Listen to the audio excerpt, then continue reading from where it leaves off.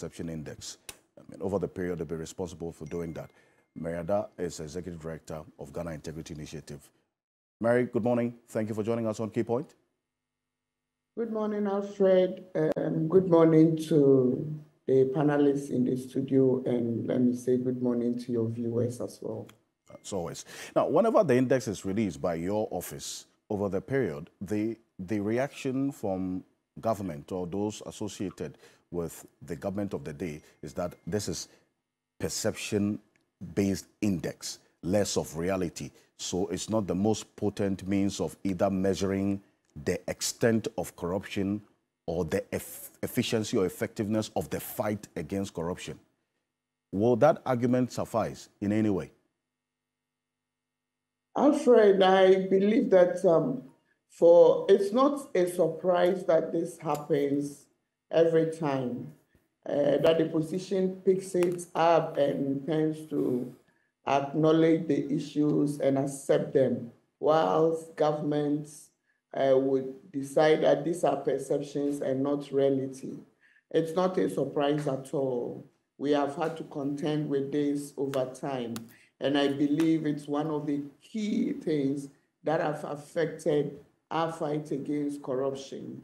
There has not been enough interest in interrogating the methodology, the rigor and validity thereof, to ensure that government then identifies some of the clear low-hanging fruits that we can be working with to ensure we change the situation.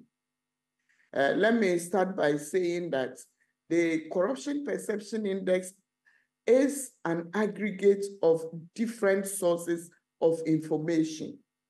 And these different sources of information is compiled or are compiled from the point of view that they relate to the subject of governance and anti-corruption, undertaken within a period of 12 to 24 months that relate to the actions and inactions of our various governments. And remember, the issues are spoken to or dealt with by experts and various academics who are in country, who deal with the public sector. And so when you say perception, it's people who are dealing or are stakeholders, international community, the bilateral institutions, those institutions like the World Bank, the African Development Bank, and others who produce their indices is what is fed into the CPI. And so for anybody to discount it is discounting it at their own peril. And people who take the CPI seriously then begin to make some gains. So that's my introduction. Well, see, corruption is hard to prove, and rightly so, as you have indicated. But there are countries that have put in measures to ensure that the sunshine clause to expose corruption is strong and effective and potent. Institutions that are not just established, but effectively resourced and strengthened, to fight corruption. Can we say same for Ghana? Alfred, there have been some initiatives. We cannot discount those over time since we started our fourth Republican Constitution. And the National Anti-Corruption Action Plan documents some of these initiatives as far back as independence. It talks about some of the laws that have been passed, some of the measures that have been passed in the past, and then as we have progressed, some of the things that we have done. But the conclusion in the NACAP that was adopted by Parliament in 2014 is the fact that most of these interventions, even then, were not as successful as we would have wanted them. We even had draconian laws which ensured that people who were even cited for corrupt behavior, in one case, 50 cedis, the person got shot by firing squad. And so we have done it in different shapes and formats. But the NACAP document in 2014 told us all that these have not inured to our benefit because the inputs we have put in have not resulted in the outputs we expect. Then when we come to today, this government since 2017 have done some. We do not discount that the RTI law, which has been mentioned before, the setup of the Office of the Special Prosecutor, resourcing the institutions, which happened in 2017 and 2018, but we all know that as time has progressed, the resourcing has reduced. Some would say it's a result of our economic challenges. But then we also know that when we fight corruption and fight it exhaustively, we are able to make gains from some of the economic challenges that we posit about on a daily basis. So I say that our efforts have not been commensurate with the results we have made. I say so again because one of the things this current leadership did when it took office was to create opportunities for various stakeholder groups to have interactions with the president and, in most of the instances, leadership. So civil society had this opportunity. And in one of such meetings, I remember the president wanted to understand how the CPI is calculated. And I was there, we did a whole analysis, and we presented these to the president with getting commitment that this would be done. We talked about the methodology, we talked about some of the issues that needed to be paid attention to if we are supposed to make any significant gains. And so I said that this president, from his legal perspectives, understands the law. And also he had opportunity to have civil society to present to him what happens with the corruption perception index and how the calculations are done. So in this case, if we say that the president has not had opportunity and support, that would not be true. However, we see the statements that continue to be made about putting in inputs which have not resulted in commensurate outputs. And let me say some of the key indicators or some of the parameters of corruption that we have asked that the president and his team could have worked on. I can mention some of them to include bribery, diversion of public resources, prevalence of officials using public office for private gain without facing the consequences, the ability of governments to contain corruption and enforce effective integrity measures in the public service. A lot of red tape and excessive bureaucratic burden, which may increase opportunities for corruption to thrive. Meritocratic versus nepotic appointments in the civil service. Effective criminal prosecution of corrupt officials. We have adequate laws on financial disclosure and conflict of interest prevention for public officials, then legal protection for whistleblowers, journalists, investigators, when they are reporting cases of bribery and corruption. We have state capture as well, and then access of civil society to information on public affairs. There is a lot more, but these are the key parameters when you are talking about the subject matter of corruption. And Alfred, I know as much as you do that in many of these instances, Ghana falls short and we cannot defend ourselves too exhaustively. We are talking about the manifestations of corruptions and how citizens see them, the perceptions and experiences of corruption. And that is key. It's not just a perception. The citizen goes to the public sector, and particularly in this case, the experts who attend or have to deal with our public sector agencies and are confronted with some of the issues some citizens deal with when it comes to the surveys like the Global Corruption Barometer and the Afro Barometer. These are citizen-centered. CPI is not a citizen survey. For you to say that maybe the citizens are perceiving that there is corruption and they must pay attention to it. So we can say for sure, and our benchmark for analyzing is the fact that since 2014, the fight against corruption has seen a retrogression. We have gone from 48, and in the scoring of the CPI, we talk about the midpoint being 50. We went from 48 to 47 to 43 and then to 40, and we started picking and we have stagnated. Alfred, let me say that I heard Martin say earlier that Ghanaians thought it should even go lower. The methodology does not look at what people would think or what people have think is the situation. We are using information and the calculation is very rigorous. So whatever score a country attains is their score.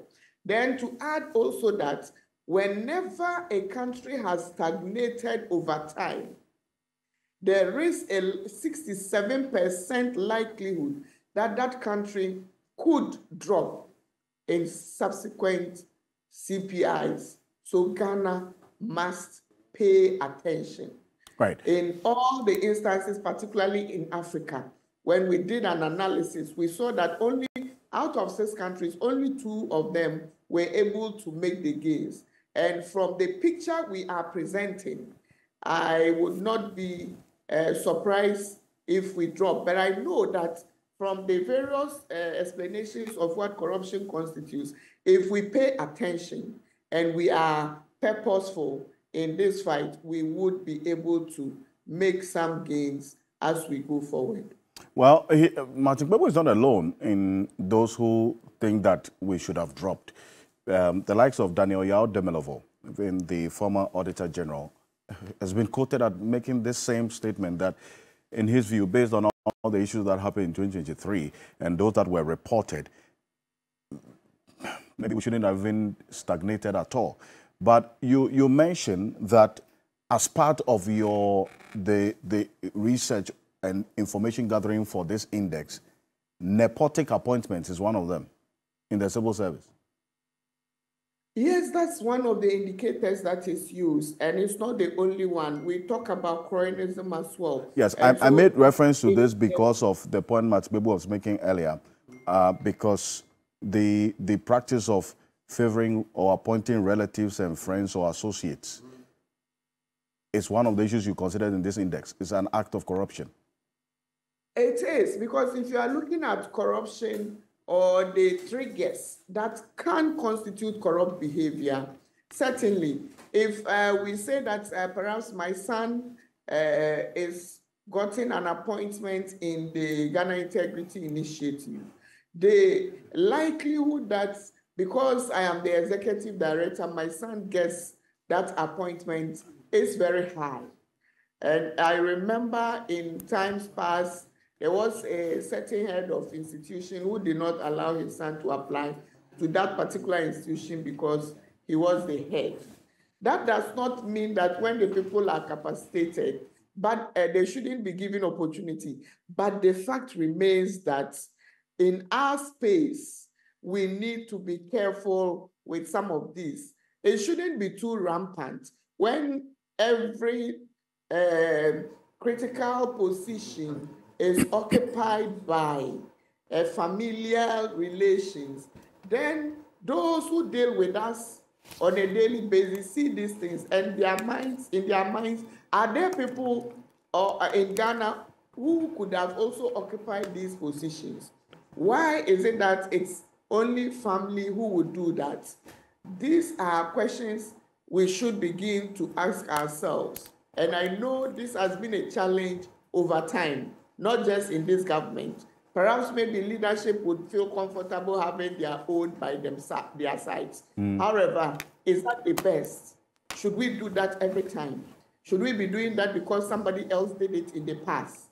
Would that justify why some of these should happen? If there are alternatives, and we know that this could trigger some serious challenges with the work we do going forward, why don't we find others to do these jobs, and then we are able to then make the strides we want to make as a country in the fight against corruption. Because as it stands, it's not just these. These are to contextualize what corruption is. But there are critical areas that the CPI would look at. How independent is our Supreme Audit Institution? How independent are anti-corruption agencies?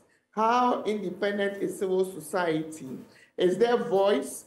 I mentioned the protection for whistleblowers. Increasingly, we have seen in the media space some very intolerant behaviors that have been occasioned. Police brutalities, some have been maimed. We have seen deaths in the past. And so some of these triggers are not too good for us. And particularly when we say our public officers declaring their assets and publicizing them as best practice would require. And then we see that it is not done. Alfred, it becomes very challenging to do well, because we have a regime that is not comprehensive enough. And even with that, the review process has become, as the accounts will say, it's like the public officers are not interested. And we say that per our laws, we continue to say we have the laws, but we all are aware that the gaps in the laws must be sealed if we need to fight corruption and fight it exhaustively. Well, well said. And it's good that you even highlight some of the things that were earlier contested. The point that you make, Martin Pebu, about the nepotic appointments as a form, and cronyism as a form of corruption. That's also been captured in this index as well, as confirmed by Mariada. But Mary, stay with me. Don't go as yet, because let me bring in the Honorable Nelson Roxon Dafiamepo on this matter, because Parliament is mentioned in there as in terms of the recommendations and what has to be done going forward. So why are we not winning this fight against corruption? Why? First of all, good morning to my brothers once more, and Happy New Year. Many happy. And good morning to my constituents in Peki, Kwali, Prefect. Oh, my congratulations. You know, and congratulations to my brother. Once more, it was a grueling primaries. Now, with hindsight, I think he should have lost, because now the way he's dancing, he dances 2 steps forward, then 5 backwards. You know, his refusal to reveal those names is also corruption. Exactly, that's what I'm saying. It's the most potent source of corruption. That's enabling corruption. Now, our inability to make effective progress in our fight against corruption is that there has to be a political will to pursue that. There has to be a political will. Let me ask my brother Akpia Kubi, upon hindsight, do you believe that Victoria Hammer and those persons were yes, Jifat, my big sister, they ought to have been treated the way they were? But we did. A certain government leader did. That's John Dramani Mahama. Because he thought that one bad knot will pollute the rest. So, buzz branding, the issue of buzz branding in this country, a minister who was not actively in charge, but because she was superintendent of the ministry, she had to leave. 3 million Ghana cedis.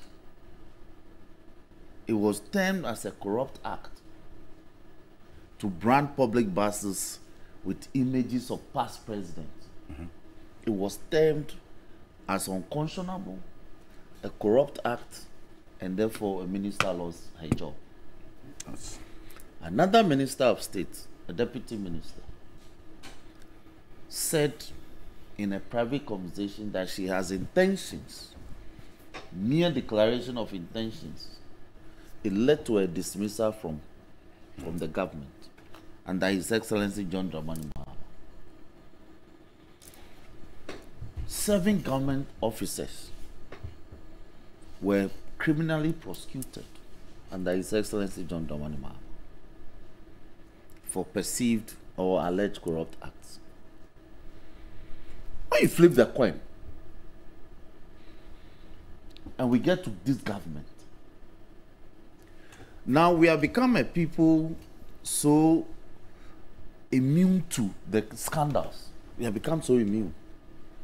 Immune in the sense that we have become so inundated with the scandals that it doesn't shock our conscience anymore. In the judiciary, you've heard the matters. From cases being tampered with by registrars. Cases being tampered with by registrars? Yes. To the executive where... Missing files. Yes. You haven't heard? Missing files? Yes. Your files get missing. That is tampering. And it happens in courts.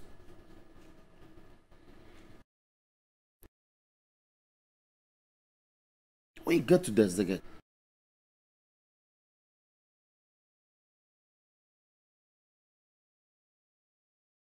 a certain 11 air conditions, 11, the Ghana Maritime man. Nothing happened to him. Did that issue come before the Public Accounts Committee?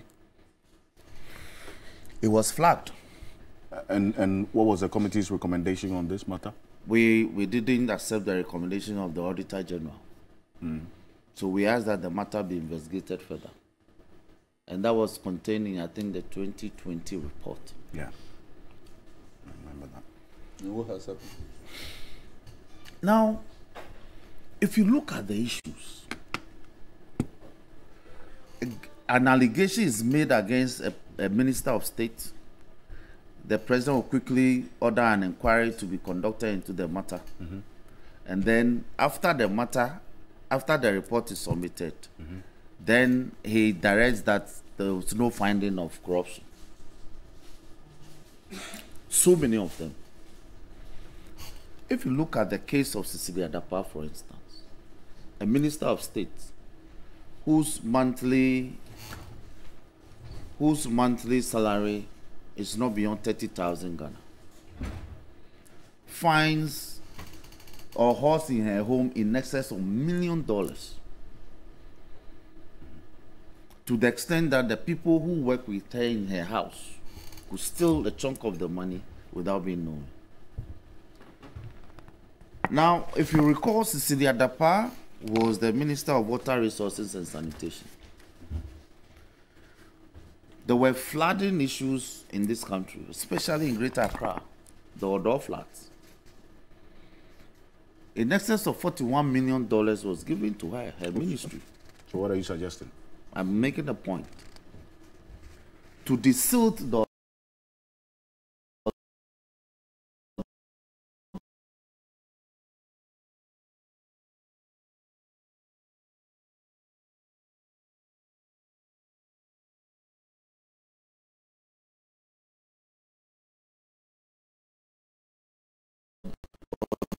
drains and undertake a matter of record. Told you in Parliament. Yes, $41 million. Yeah, we refer to it. To desilt Odo. Do you know what desilting means? To desilt. To take out dirt from a drain so that water can flow in response to gradient. To desilt, not to construct a new gutter. You're talking about this Odo. This very Odo. I'm not speaking of any other Odo. This Accra drains, Odo, the major one. But the Odo doesn't look desilted. Thank you. When we asked for the matter to be probed further, we were told off in Parliament. Who told you off? You were part of the people who told us off. You said we should go to court. Me? You shouted. Oh, please. I mean this. A minister of state told Parliament that she spent $41 million. It's not money you put in your back pocket and walk the street of Accra with it. It's such a colossal sum of money. But we were told. And I'm happy you are saying that. But Martin, was a professional... Hold on. Was there a professional who signed the certificate for payment? Look, you know that this was an answer filed by my colleague. regarding how the Odo drains, Odo projects, what were the steps being taken to ensure that the perennial Accra floods will be a thing of the past.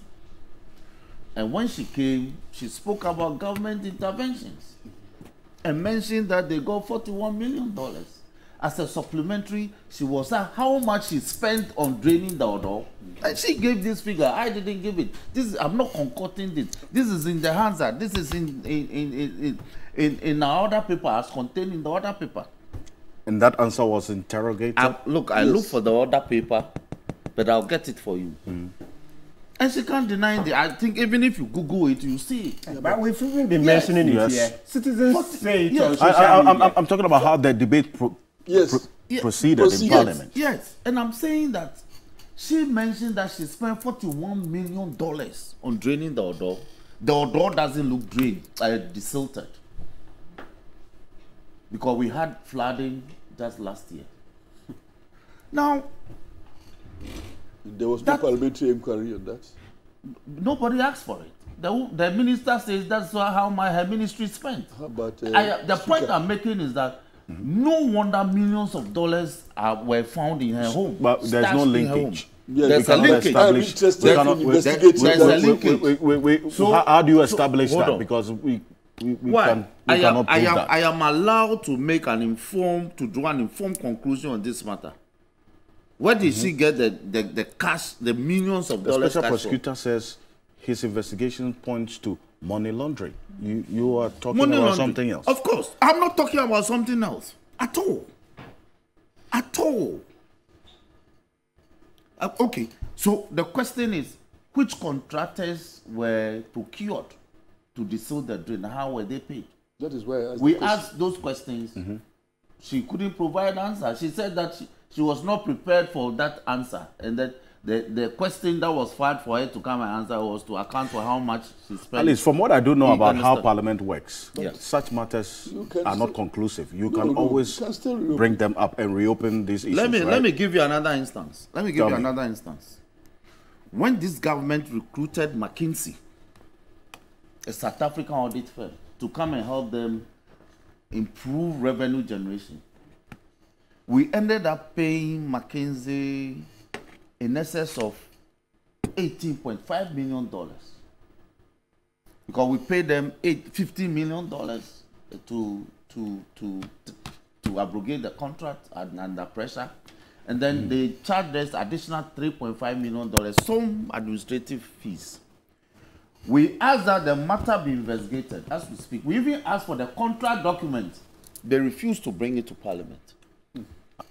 Who exactly refused? The GRA? Yes, not the GRA, the Minister of Finance. The Finance Ministry? We asked for the contract. He has refused to bring it. Hasn't he refused to make available the SML contract? The SML contract is similar to the McKinsey one. And they did not furnish Parliament with the details of this contract? How many times haven't we summoned the Finance Minister on documents and he hasn't provided it, my brother?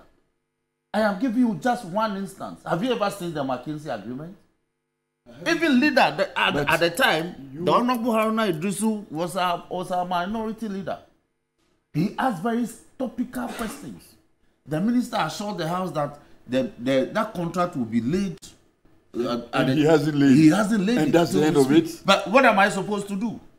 A speaker cannot make you declare publicly that the finance minister be dismissed.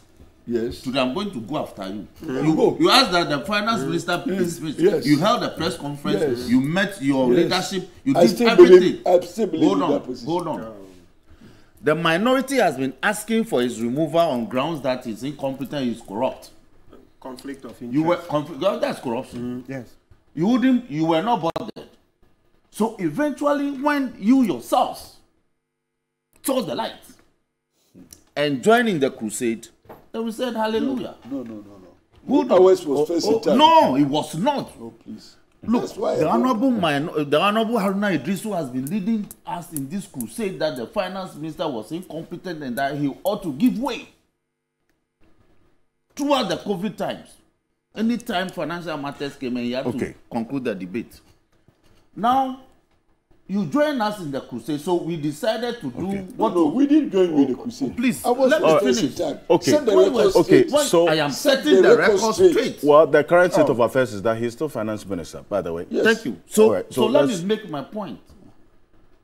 So we thought that holding press conferences and meeting party leadership will remove the finance minister. So we did what was provided under law. We filed a private member's motion to have him censured. We asked you to join us. You refused. So what exactly has been the point? No, that is not a subject of discussion. Okay. Otherwise, I will provide the defense. It is. Which defense? We said that you have no we defense. did not, because the allegations you were making Which allegations? was not consistent with our proposal. What was the basis of your No. Okay. We were not going to follow you blindly. Your call that he should be dismissed. We had asked for him to be dismissed On grounds of on grounds that were different from yours. And again, we had made that proposition to President. And indeed, in the censor arrangements, we were all going to appeal to the President after the censorship has passed. And the constitutional provision allowed him to take a decision at that point. Thank you. Okay. And Thank you. in fact, Right. he had a prerogative to either take it or leave Senior it. Senior Yes. So don't Senior lump us into your request. if we have to go to Kumasi Yes. from Accra, and I decide to use Accra, Cape Coast, Yamuranza, Asimfosu, Kumasi, and you decide to use Accra, Suhum, Nkoko, Kumasi, are we not getting to Kumasi? Yes, but if I have gotten to Kumasi and you say come back for us to start from. Okay, Did you but, get to well, Kumasi? so Did you you succeed see, in getting you see, the what, money? the reason why all of this back and That forth. analogy Okay, is that's wrong. fine. You It's not wrong. see, in the end, whatever the case, that's why I make the point you are that heckling the me. status quo hasn't changed. You are heckling me. Yes, the You are status heckling quo me. So hasn't let changed. me. Okay, So let me. you're let me asking make my questions, so point. you Let need me an make answers. my point. Okay, yes. Let me make my point. The former energy minister, Boache Jaco, make categorical allegations of corruption. The Ameri deal. At the time that they came, for instance, the Ameri, after about 5 years, was to become our property. They extended the 5-year period and extended our exposure under it. The allegations that he made,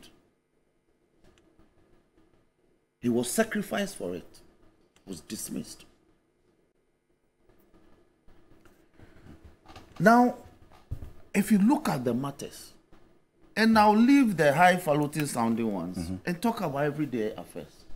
Today, parents are paying bribes to have their children admitted to secondary schools. Bribes. Because the system, the computer placement system provided is being tampered with. They will tell you Achimota is full.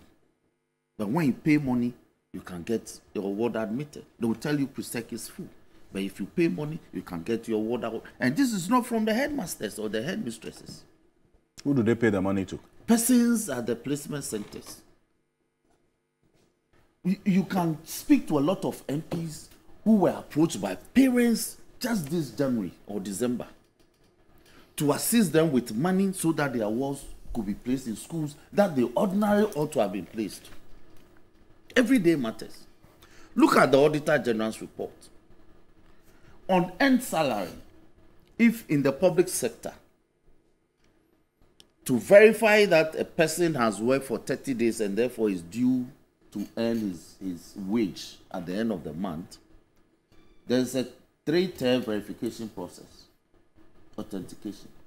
The head of department, so if it's in the education sector, for instance, the head of department or the headmaster will have to certify that teacher A has been to school for 5 days in the week, has carried out his duties as a teacher. So for the 4 weeks, he's entitled to his salary.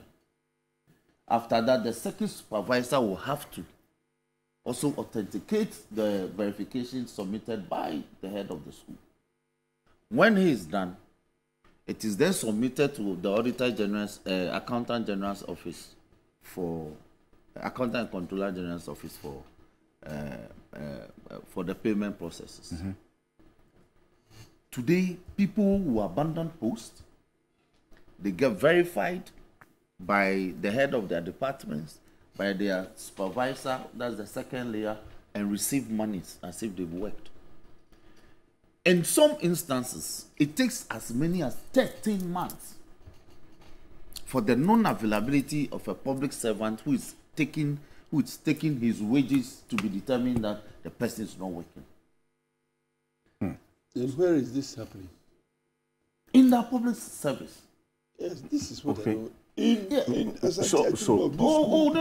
No, Hold on. I don't like the wild No, allegations. please, Andy. Tell me where is Don't want the appeal. Hold on. I can give you, well, public accounts we are sitting. In total, in excess of 26 million 26 million what? CDs? Ghana cedis. Just for 2022 alone. That's what? On end salaries? On end salary. People being paid for no work done. The Ministry of Health, Ghana Education Service, Ghana Immigration Service, a lot of public agencies. And I believe that if you paid attention to our hearings on Tuesday, Thursday, Tuesday, Wednesday, and Friday, you would have listened to these matters. That is corruption. Now, the other issue is that the laws are breached. The auditors will make a finding of fact that so and so provision of the law has been breached. And identify the culprits. Yes. So And yet, yes.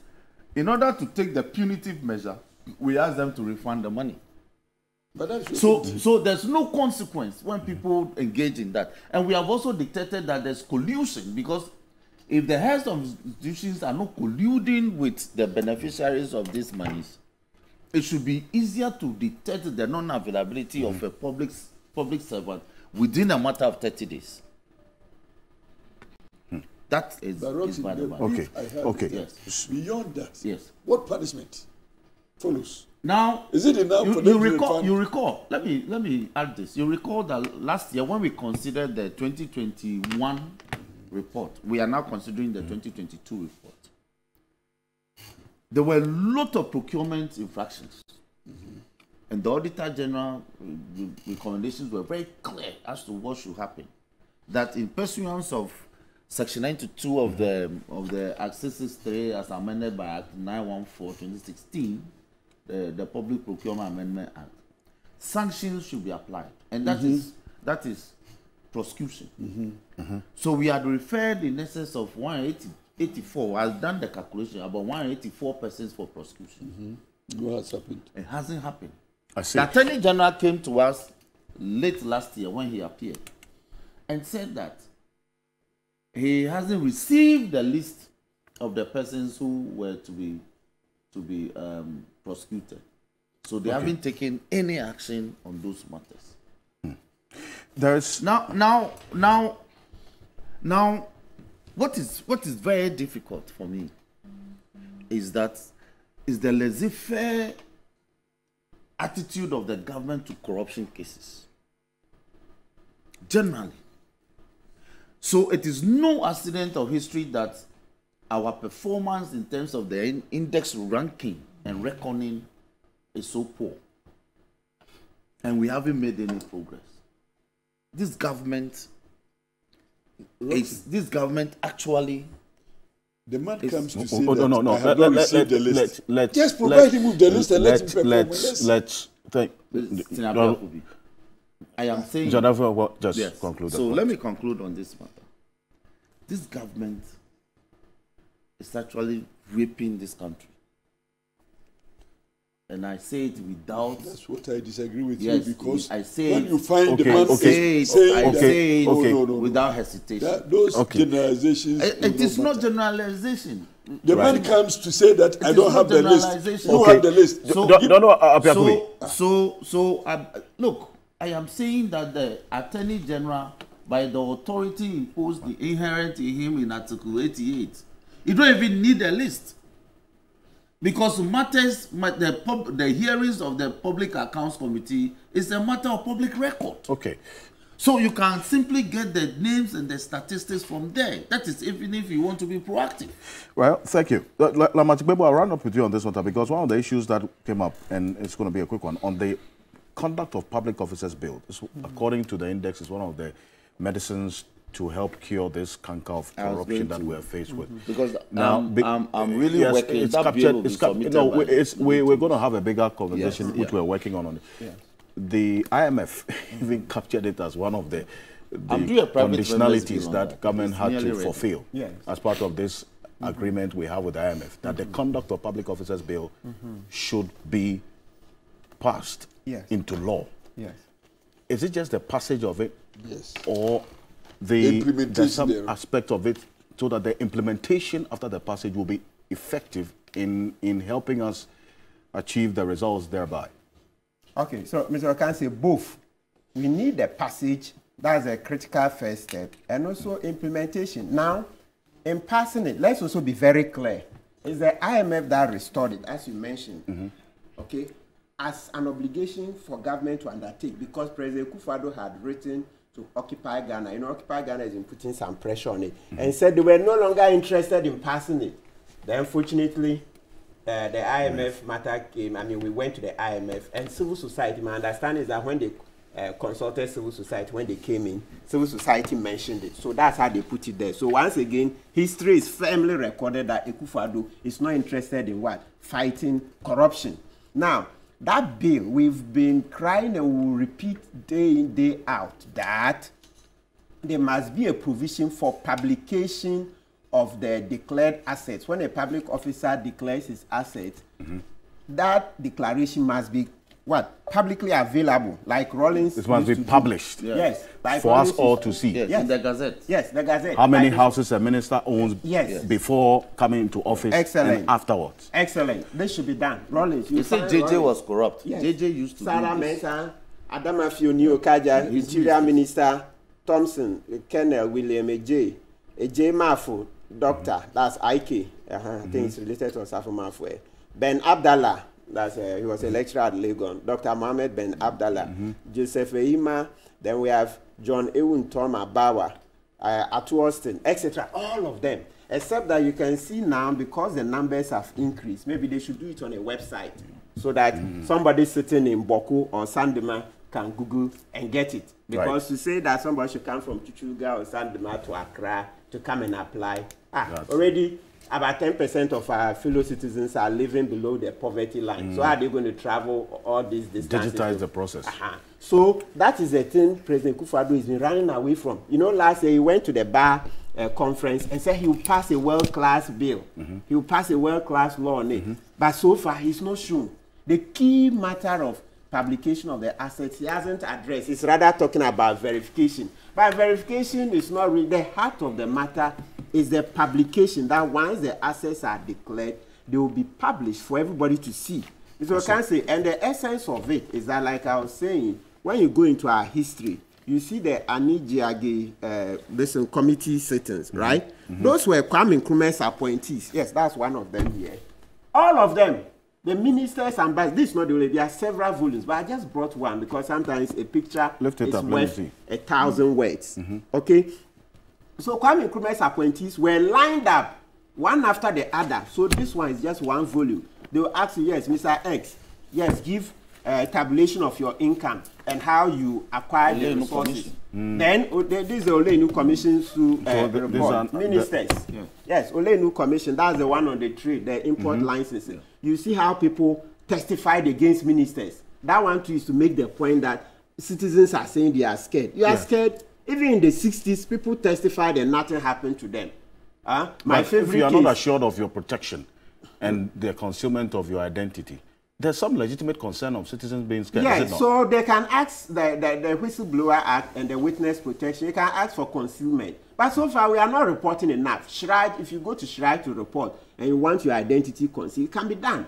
That's my favorite example because that one will be using to tackle Edubuahin and Bawumiada case, Section 252, the influence peddling. You read this report, you see how Brobe and Mr. and Mrs. Cranton testified against Francis Jantua, the minister who took money to go and give Kwesi Ama to issue the import license. And then the court, it went to court. They said that's influence peddling. Just like Edubuahin said, he took 40,000 and then said they should give 200,000 for him to go and give Baumia so that the businessman's businesses, he will get license to do. And the special prosecutor concluded as what? That it is influence peddling, but said there's no law. When the Jantua's case, he went to court. Yes, so the point we are making is that the asset declaration law must come on, but with the provision that whatever you declare must be published.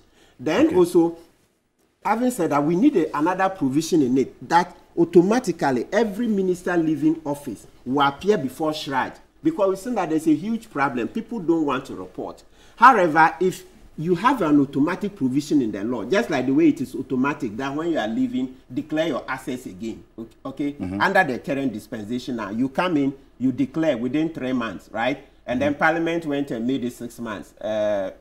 Thompson is in court over it, right? And when you are leaving too, you have to declare. Every 4 years you declare. We need another provision that when you are leaving, the exit declaration, there should also be an automatic provision that you appear before SHRAI to justify the assets that you have, like the Anijiagi thing that they did. That's right. So that citizens can then, once they know they didn't report Mr. X, let's say Apia Kubi is leaving office. So Apia Kubi will be appearing before SHRAI on this and this date.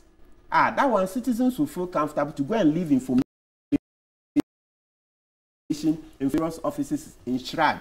When you read Anijiagi's report, that's what she said. Sometimes they will come in the morning, then the people put stuff in envelopes.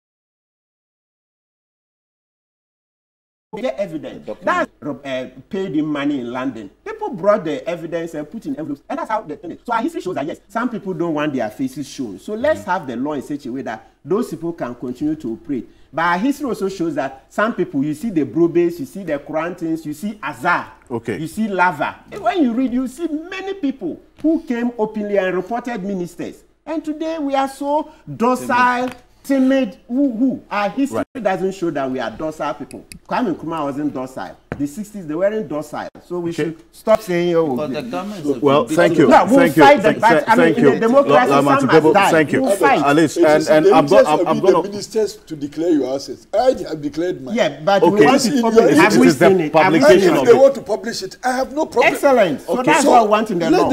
And it covers you. All right. So that even when you are leaving and somebody says you are quiet, you say, go to the records. I had it before I came to office.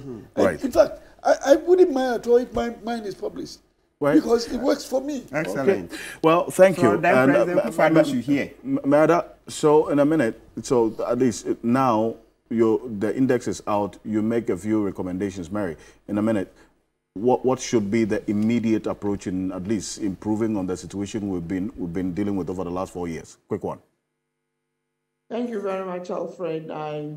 I think the immediate and most important one that we are looking at, not that we know for a fact that since the IMF wants this, we should be getting the bill passed into law. Unfortunately, the bill is not yet in Parliament. And we know what Parliament can do in ensuring that some of these things do not see the day of light, or the light of day, sorry. In 2020, I remember this bill was in Parliament, and the parliamentarians, they also should take some of the blame because they didn't get it passed. However, we are saying that it's not too bad because in the shape and form in which that bill was, it wouldn't have sufficed to ensure that we fight corruption very well.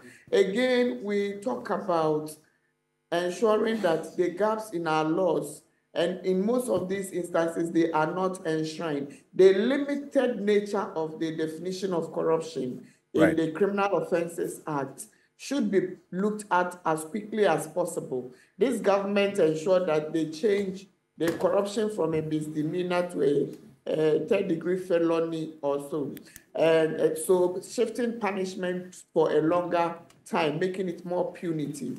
However, won't we be the better for it if we go the UNCAC way, I mean the United Nations Against Corruption way, by expanding those indicators that do for corruption, like Martin mentioned, unexplained wealth, abuse of influence, abuse of discretion, and others that we do not see in our Criminal Offences Act.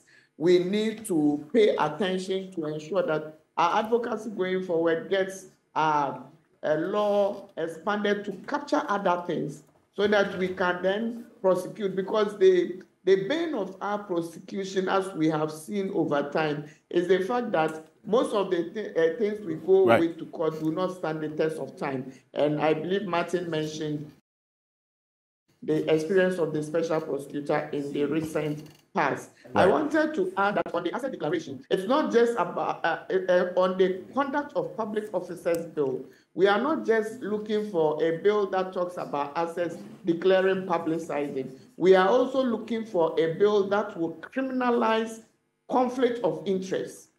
And if this is criminalized, we would be making gains. And it also seeks to ensure that this unexplained wealth saga is dealt with. Because we see public officers who have so much wealth made in such a short time that we cannot, in some of the occasions, we do not understand where it's coming from, but nobody takes them on because the law does not allow for that to go on. Another issue I wanted to talk about is what the OSP espouses as well, shifting the burden of proof. It has been done in Britain, who we are learning from.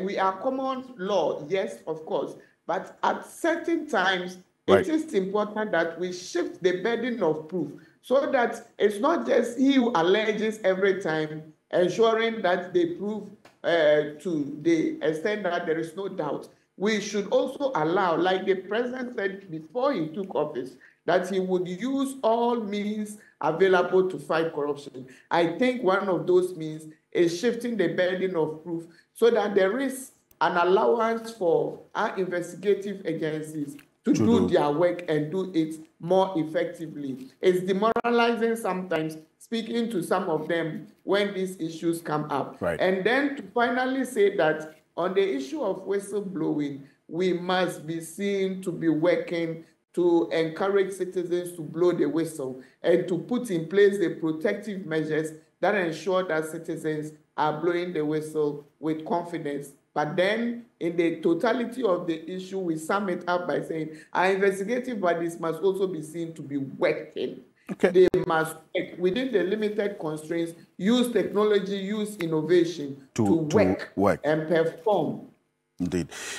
Mary, very important issues that you raised there, and thank you very much for joining us. Alfred, I wanted to add that in our statement, in my statement at the roundtable, one of the things I mentioned is the fact that we agree totally that in our fight against corruption, if we would make gains, then we need to ensure that leadership is taking the first step. Leadership is showing by action the rhetorics we make. And then our laws as well should be allowed to work. And the justice delivery system must be seen to be expeditiously working and must be seen to be independently prosecuting justice in this country. The citizens deserve this. The citizens deserve this, and we certainly deserve better.